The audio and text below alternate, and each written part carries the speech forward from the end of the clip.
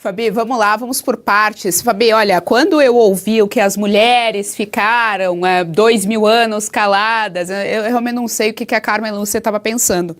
Mas essa fala, Fabi, dá de novo o tom, aquele tom que nós vimos no Alexandre de Moraes, também no Flávio Dino. Impressionante como não teve arcabouço teórico, impressionante como não teve menção aos próprios artigos constitucionais, enfim, não teve nada disso, mas somente uma leitura ali extensa de um voto militante, de um voto de tom estadista. Ela chega a mencionar políticas públicas, por exemplo, movimentos sociais dentro de um voto de julgamento e de uma coisa tão grave como ela mesma posiciona, que é a suposta trama golpista. Olha, é impressionante, porque ela diz que ela tem 400 laudas, páginas de voto. Ok, isso gente, o ChatGPT hoje em dia faz com muita facilidade. Isso não significa absolutamente nada, porque o que eu ouvi, né, esse resumo que ela fez, muito bem resumido, sucinto até demais, não trouxe, como você disse. Tá, ela está condenando os réus por esses crimes, com base no quê? Né? Não tem sustância, porque foi falado isso.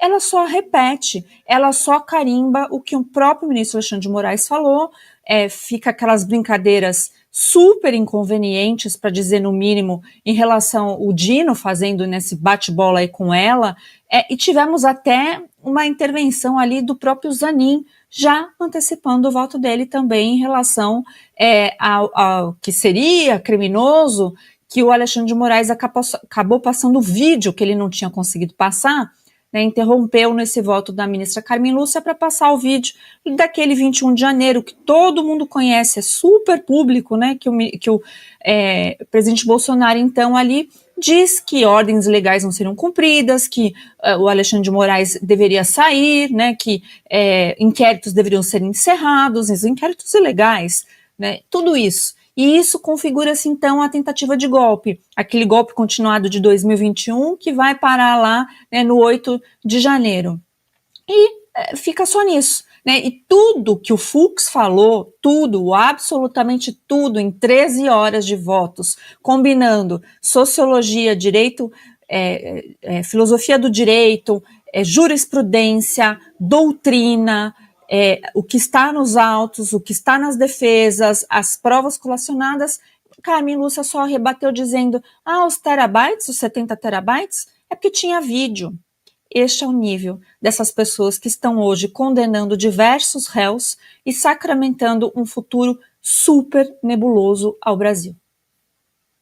O começo ali do voto, da leitura do voto da ministra Carmen Lúcia, ela diz o seguinte, ela menciona um autor e fala o seguinte: uma coisa é um país, outra um fingimento. Nós podemos tranquilamente aplicar isso à Suprema Corte, Serrão. Uma coisa é uma Suprema Corte de verdade, outra é um fingimento.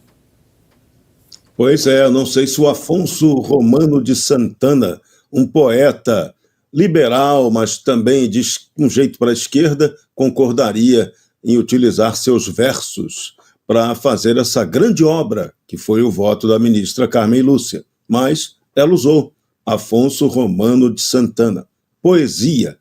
Poesia, nesse caso, para combinar com o espírito de tirania, que ontem foi totalmente derrubado pelo ministro Luiz Fux. Fux restabeleceu o que deveria ser a verdade, deixando claro que esse tribunal não tinha competência, aliás, não tinha competência absoluta para estar tratando do 8 de janeiro. E esse é o ponto, que isso vai para o artigo 102 da Constituição, que deixa claro que a atribuição do Supremo não era julgar esse tipo de caso, e sim questões apenas constitucionais. Originariamente, ele não poderia assumir qualquer processo criminal, também político, como foi o caso do 8 de janeiro para a raia miúda, para a turma que já tinha sido punida imediatamente.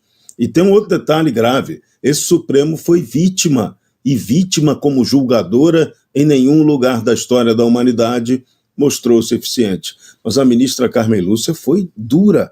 Ela apontou que Jair Bolsonaro foi o ponta de lança populista para ditaduras do mundo todo. Caramba! Que conceito pesado, né? De se ouvir de uma ministra do Supremo. Agora o que vai restar, placar é previsível, está 3-1 agora, daqui a pouco o ministro Zanin vota, vai para 4-1, e aí vamos ficar dependendo de recurso, porque se algum advogado fizer o que já deveria ter sido feito nas defesas, as defesas tinham que ter dito, estamos aqui, mas esse caso é nulo de pleno direito. Então, se algum advogado recorrer e pedir para que o caso vá para o plenário do Supremo avaliar a nulidade ou não desse caso evocada pelo ministro Luiz Fux, vamos ver o que acontece. Só que, adivinhem quem vai apreciar se é cabível a nulidade ou não? O ministro Alexandre de Moraes. Então, logicamente, ela não será cabível. Mas aí entra o jogo da pressão. Será que o plenário do Supremo vai querer apreciar esse caso? Se quiser ou tiver que apreciar, esse assunto vai para o ano que vem ou pode só acabar em 2027, muito depois da eleição do ano que vem. Então vejam que complicação o Supremo Tribunal Federal criou para o Brasil ao aceitar julgar o caso do 8 de janeiro e de agora aplicar a condenação a Jair Bolsonaro e a outros acusados de organizarem o golpe que efetivamente não houve. É um golpe dentro do golpe contra, sim, a institucionalidade das instituições democráticas brasileiras. Triste, dureza. Você gostou desse conteúdo? Então compartilhe, dê o seu like, não se esqueça, viu? Aqui no canal da Revista Oeste tem muito mais.